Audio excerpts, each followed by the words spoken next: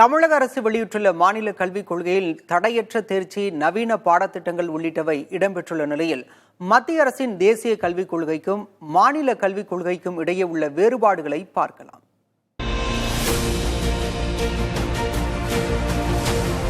மத்திய அரசின் தேசிய கல்விக் கொள்கை மும்மொழிக் கொள்கையை வலியுறுத்திய நிலையில் தமிழக அரசின் மாநில கல்விக் கொள்கையில் இருமொழிக் கொள்கை பின்பற்றப்படும் என தெரிவிக்கப்பட்டுள்ளது.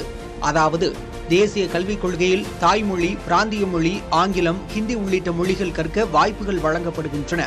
ஆனால் மாநில கல்விக் கொள்கையில் இந்தி மொழிக்கு இடம் கிடையாது. தமிழ் மற்றும் ஆங்கிலம் இரு மொழிகள் மட்டுமே இடம்பெறும்.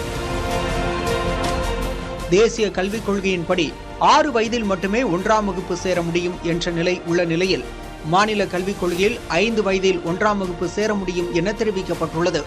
தேசிய கல்விக் கொள்கையில் 3, 5, 8 வகுப்புகளுக்கு பொதுத் தேர்வு நடத்தப்படும் என கூறப்பட்டுள்ளது. ஆனால் மாநில கல்விக் கொள்கையில் 8ஆம் வகுப்பு வரை கட்டாய தேர்ச்சி என தெரிவிக்கப்பட்டுள்ளது. அத்துடன் 11ஆம் வகுப்பிற்கு நடத்தப்படும் பொதுத் தேர்வும் ரத்து செய்யப்பட்டுள்ளது. தேசிய கல்விக் கொள்கையில் மாணவர்களின் வயதுக்கு ஏற்ப 5, 8, 11, 15 என்ற நிலையில் பாடத்திட்டங்கள் இருக்கும் என தெரிவிக்கப்பட்டிருந்தது. ஆனால் தமிழ்நாட்டில் மாநில கல்விக் கொள்கையில் 5, 8, 10, 12 என்ற நிலையில் பாடமுறை, பாடத்திட்டங்களில் மாற்றங்கள் இருக்கும் என தெரிவிக்கப்பட்டுள்ளது. இளங்கலை படிப்புகளுக்கான சேர்க்கைகளுக்கு நுழைவுத் தேர்வை தேசிய கல்விக் கொள்கை ஊக்குவிக்கும் நிலையில் 11 மற்றும் 12ஆம் வகுப்பு மதிப்பெண்களின் அடிப்படையில் இளங்கலை படிப்புகளுக்கான சேர்க்கை இருக்கும் என மாநில கல்விக் கொள்கையில் கூறப்பட்டுள்ளது. கல்வியை பொதுப்பட்டியலில் வைத்திருக்க வேண்டும் என தேசிய கல்விக் கொள்கை வலியுறுத்தும் சூழலில் கல்வியை மீண்டும் மாநில பட்டியலுக்கு மாற்ற வேண்டும் என தமிழக அரசு வெளியிட்டுள்ள மாநில கல்விக் கொள்கையில் தெரிவிக்கப்பட்டுள்ளது.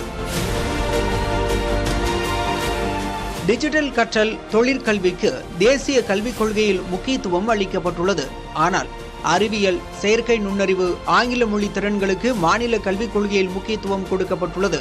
குலக்கல்வியை ஊக்குவிக்கும் வகையில் தேசிய கல்விக் கொள்கையில் அம்சங்கள் இடம்பெற்றிருந்த நிலையில் தொழிற்கல்வி, வாழ்க்கை வழிகாட்டல், விளையாட்டு சார்ந்த அம்சங்களுக்கு மாநில கல்விக் கொள்கையில் முக்கியத்துவம் அளிக்கப்பட்டுள்ளது. புதிய தலைமுறைக்காக செய்தியாளர்கள் குழு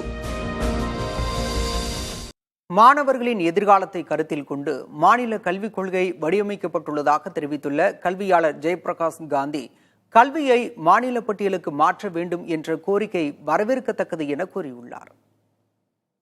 ஒரு ஸ்டேட்டுக்கு கம்ப்ளீட் இண்டிபெண்டன்ஸ் தேவைப்படுது. இந்த மாதிரி அந்த ஸ்டேட்டுக்கு ஏற்ற மாதிரி கொள்கையை கொண்டு வடிவமைக்கணும் அப்படின்னா கண்டிப்பா அந்த ஸ்டேட் எஜுகேஷன் பாலிசி ஒரு வடிவமைக்கிறது தப்பே கிடையாது. ஃபியூச்சருக்கு வேண்டிய மாதிரி தயார் பண்ணணும். We should prepare our students for future challenges. அதெல்லாம் யோசிச்சு தான் இந்த வடிவமைச்சிருக்காங்க அப்படின்னு நாங்க சொல்லலாம். தமிழ்நாடு ஒரு எடுத்துக்காட்டா இருக்கும்போது அது இன்னும் கண்டினியூ ஆகும் தான் நாங்க நினைக்கிறோம். இந்த புதிய கல்விக் கொள்கையில பார்க்கும்போது கண்டிப்பா it will be a standing example for even for the other state அப்படின்னு நாங்க சொல்லுவோம்.